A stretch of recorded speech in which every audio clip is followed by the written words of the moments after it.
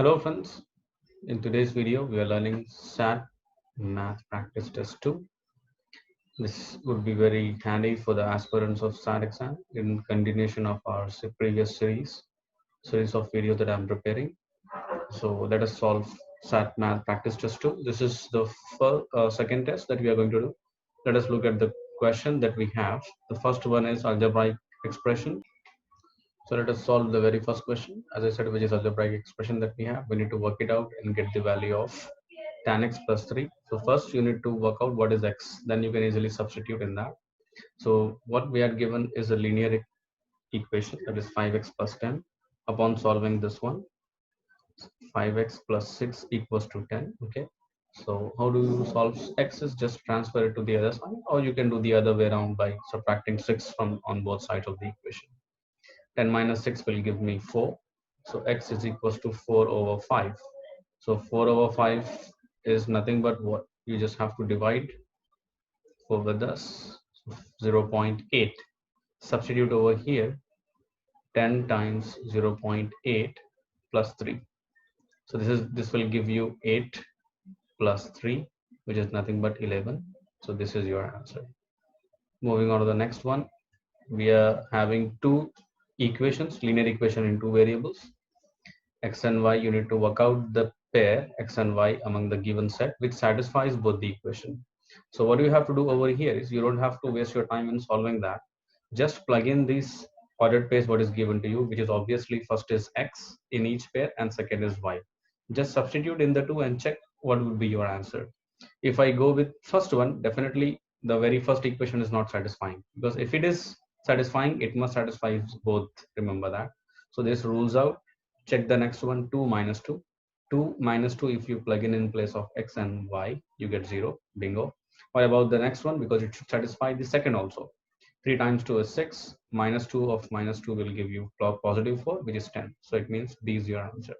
So with this, you can easily save your time and you can quickly get the solution. Now let us solve question number 3. Our problem solved. A landscaping company estimates the price of a job in dollars using the expression 60 plus 12 NH, where N is the number of landscapers who will be working and H is the total number of hours the job will take using N landscapers. So both the quantities are given to us within the single term. It's not separate. So which of the following is the best interpretation for the number 12? This number 12, we need to work it out. What does it indicate? What does it convey to us? So the company charges 12 hours per hour. Okay. So this itself is the answer, but let me explain you why is this the answer so that the other three rules out. A minimum of 12 landscapers will work on each job. No, this information is not there, because as you can see, number of landscaper itself is N, which is unknown. So 12, minimum of 12 is the wrong. It won't be the option. The price of every job increases by 12 every hour. No, it's not there. It's not constant, because 60, you can say it's somewhat looking as a constant rather than 12. So this also goes out. And 12 every hour. No, it is not 12 every hour, because the reason being is number of landscapers and H both are together. So we cannot say that it's only for one. Each landscapers work 12 hours a day. That's wrong. That's already given there. Okay. So only option is your A. That's how you have to do about whenever a problem is given. You need to work out and check what is the message is being conveyed in the word problem. What about the next one that we have? It's also an algebraic expression. We have a trinomial. What would be the best equivalent to this one? I mean, this is the expansion. We need to work out the form, binomial expression. Okay, which one suits better? I have rounded this one to make you understand that when you are expanding, I mean, both of them are squares. So this definitely won't be the case, because 9 square whole square it is. So 9 square itself will give you 81. So this possibility rules out. This won't be the best fit. Regarding this one, again, as I told you, if it is 9a raised to 4, it means 9, that power 4, exponent 4 should go to 9. So again, this possibility also rules out. This won't be the best fit. What about this one? So here itself, your answer would be this one. The reason is the middle term contains a square and b square rather than a4 and b4, right? So A would be your answer. Moving on to the next one. Here, from question number 5, we have a radical expression inside a quadratic. We need to work out and get the value of k, provided x is equals to 7 and k being a positive number. It has to be greater than 0. That also the hint is given to us. So the only option that you can do over here is, rather than wasting your time by keeping the value of k inside, just shift it to the other side, square it, because unless the root gets cancelled, you cannot find the unknown, that is k. Once you do squaring on both sides of the equation, this root goes out and you get x square. Remember, your x value is given, that is 7. Upon plugging it in place of x, it will be 49. 2k square plus 17. Just subtract 17 or shift it to the other side. 49 minus 17. So basically 2k square is equals to 32. K square is equals to divided by 2, so that you can get k, that is 16. So k value is nothing but positive as well as negative 4, the square root of 16. But the value which is set is positive because greater than zeros. The option is C4. Let us look at question number 6 now. That is, in xy plane, line L is parallel. So as we know, when the line are parallel, the slopes are equal, remember. So we need to work out the straight line slope. And we know the slope is nothing but rise over run. So you just have to check what is the horizontal and the vertical distance. The clue is over here. 2 is the vertical and horizontal is negative 5. So it means nothing but 2 over 5. Similar, as I said, they are parallel, which is already given over here. You don't have to work it out. Just move this from 0, okay? Just move 2 units up and move horizontally 5, because we know the slope is 2 over 5, rise over run.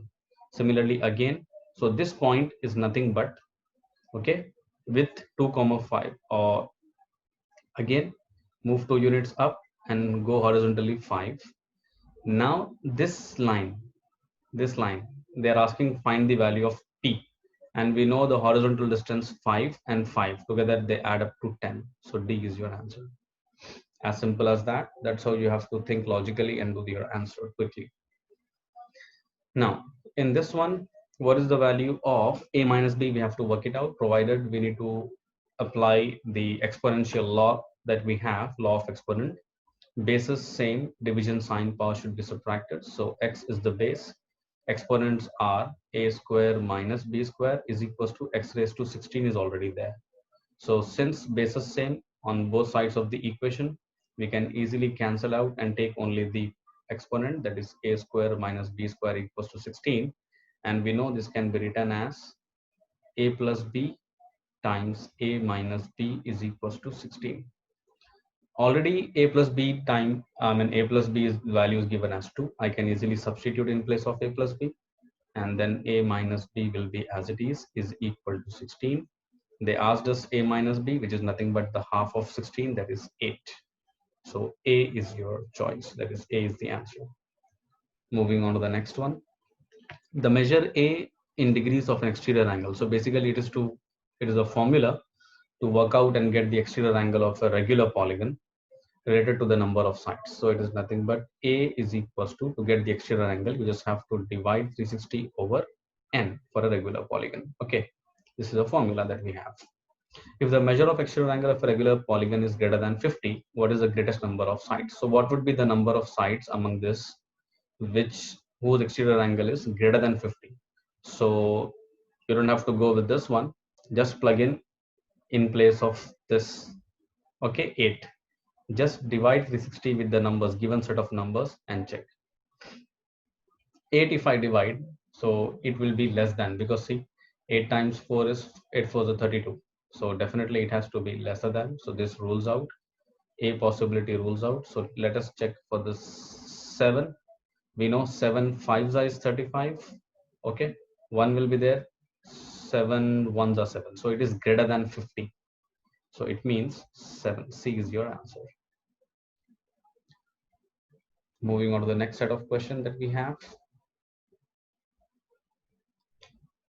Okay, here they are asking again the same thing.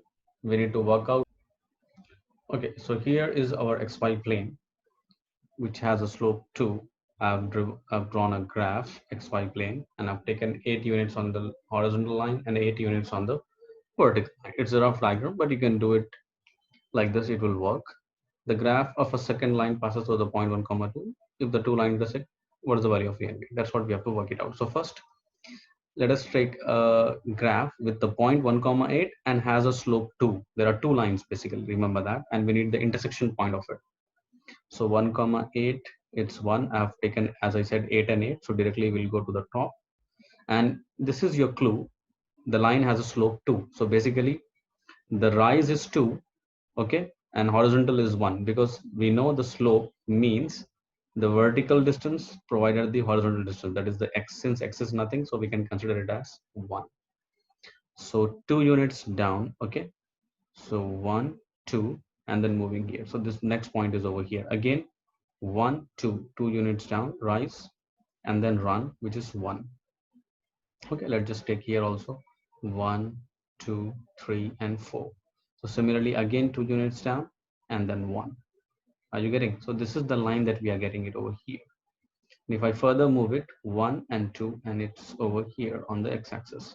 So if I join this line by connecting this, this is the line looks like. Okay, similarly the next line is 1 comma 2 and 2 comma 1. So 1 comma 2, that is 1 and 2, the point is over here. Similarly 2 comma 1. So what is the slope of this line that you can see? It's just 1, horizontally 1 and vertically also is 1. So as it's decreasing case, either you can go this side or this side, but definitely the line should intersect the upward region. So best we'll go there, 1 and 1, as you can see, again 1 and horizontally 1. So this is the point. So what is the point now? 1 comma 4. So this one is the negative 1 and this is the positive 1.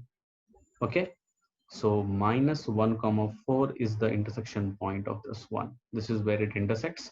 Minus 1 comma 4, where is a is minus 1, b is 4. We got the ordered pair, and then they asked us a plus b, which is nothing but 4 minus 1 3. Bingo. So this is your answer. Moving on to the next case, that is question number 10.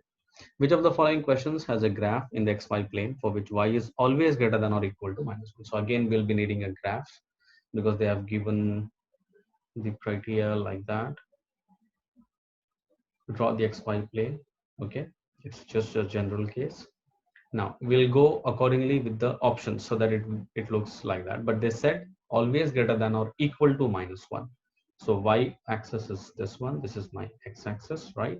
So minus 1, let's check this one. So it always has to be greater than or equal to. So this is our main checking point. Now modulus function, we know it passes from the origin. Generally I'm taking it, okay, and then minus 2 means it shifts at minus 2. So this case rules out.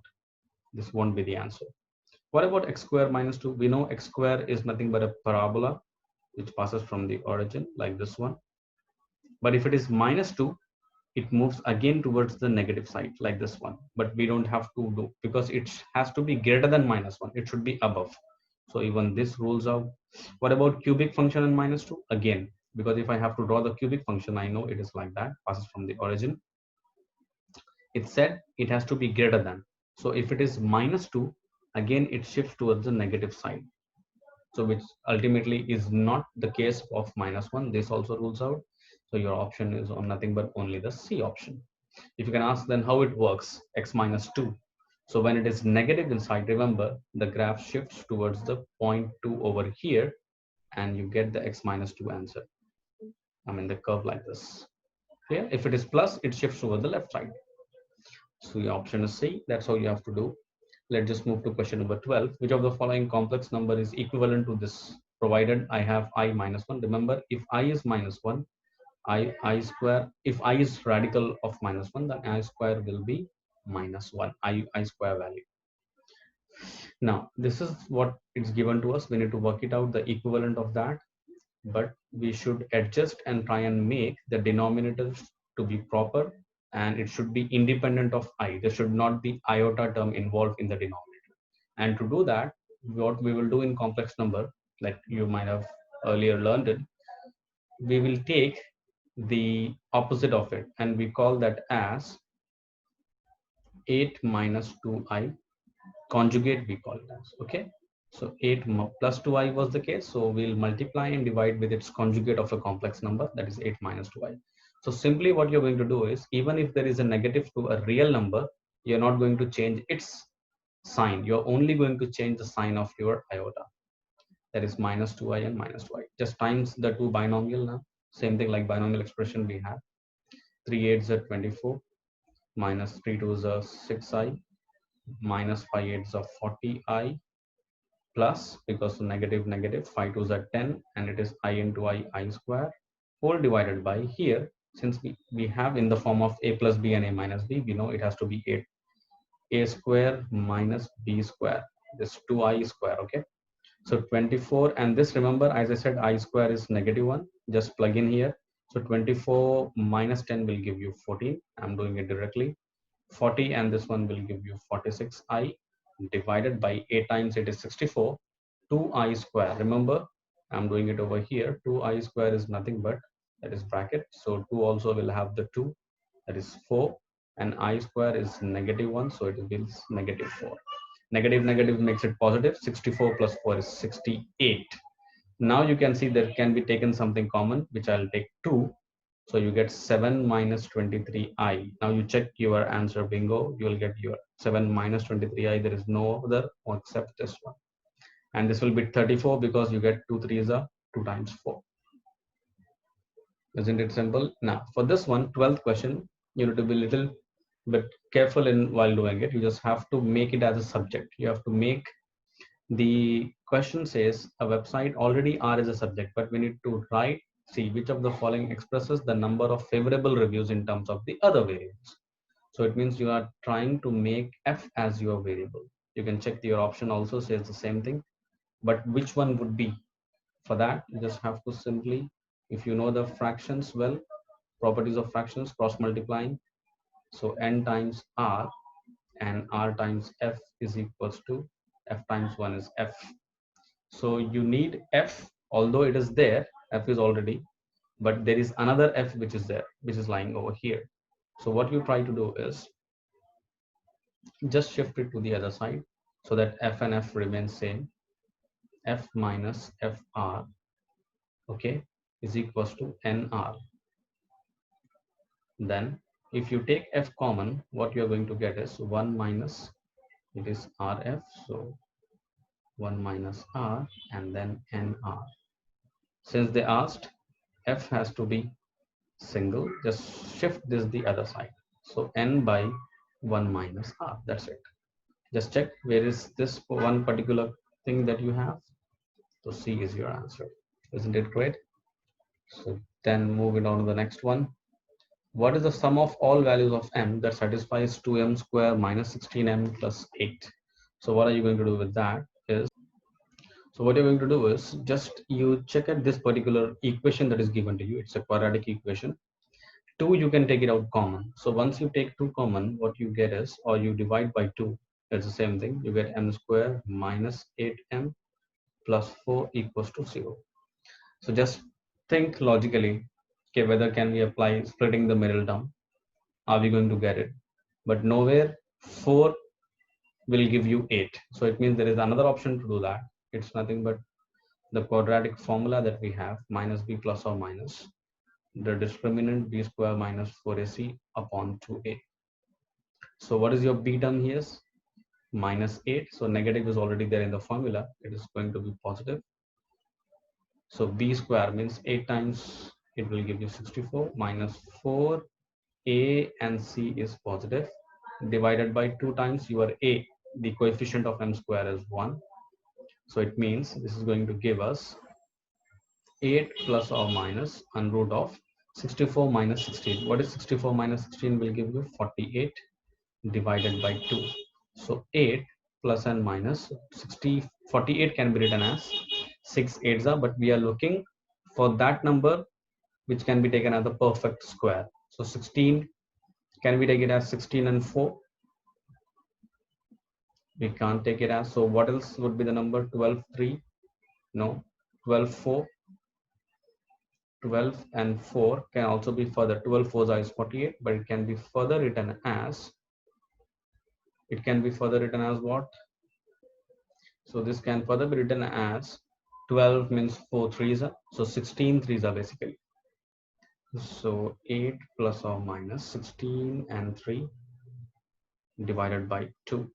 So which means 8 plus or minus 16 is the square root of 4, 4 root 3 over 2. I'm just doing it over here. Upon taking further 4 common from here, if we get 2 plus or minus root 3, 2 2s are, so 4 plus or minus 2 root 3. They asked us what is the sum of all values of m. So there are two roots. Here is what you have to be a little careful. Your two roots are, remember, 4 plus 2 root 3 and 4 minus 2 root 3. So when you add these two roots, 4 plus 4 will give you. So D is your option. That is what you have to be little careful while adding. Once you get the root, they are asking us what is the sum of all values of it. So that's the reason we got that answer. Now this one, a radioactive substance decays at an annual rate of 13%. If the initial amount of the substance is 325 grams, what is the following function remaining? Model. Okay. Among these, which one is the best one? So this all rules out. This cannot be the case. Now, why I said, because if the initial amount is 325, whereas this one is 325 itself, they are timing it each year. So which is absolutely wrong. That's why you just have to rules out. Now 325 is constant every year. Okay. That is the initial amount. Now there is annual rate. If you can focus it over here, annual rate is 13% decay, means decreasing. So when there is a decrease in 13%, so out of 100, 13% decrease each year. So it means it is going to give us 100 minus 13 is nothing but 0.87. So this option bingo, that is our answer. Now moving on to the next 15th one. The expression 5x minus 2 by x plus 3 is equivalent to which of the following? So here you just don't have to look at this one because they have given in numbers. Certainly they are not. Just look at among this one. This won't be the case because 5 times x is 5x, which is true. 5 3 is 15. 15 minus 2, no, it is not. So only option is this one, because 5 times x, if I take the LCM, I get 5 times x. Okay, and then 5 3 is 15. Here it is negative 17 divided by x plus 3. So plus 15 negative 17 will give me negative 2.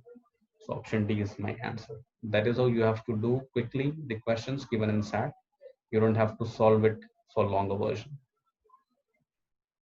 I hope we are done. We are done with the questions, it seems. Or still, are there some? Yeah, there are some questions. Okay, the question here says that the sales manager of a company awarded a total of $3,000 in bonuses to the most productive salespeople. The bonuses were awarded in two amounts, $250 or $750. If at least one, so means one $250 is compulsory and at least one $750 is compulsory in that award. Okay, bonus what is giving. What is one possible number of 250 bonuses award? How many like that? So one that and one that means, so how many 750s can be given? Because inclusive together it is 3,000. Remember that. So 250 times two people, if he gives together, it is going to give us $1,500. But the amount is 3,000. So another 1,500 would be $250 each. So how many? So 250 into 4 is 1,000. 6. So nothing but n is equals to 6 possible. Now moving on to the next one. Twice of x, I mean a binomial and a monomial is there. Just times it and equate, you will get the value respectively AB. Okay. He's asking us what is the value of B. Okay. 2 times 3 is 6. X into x, x square.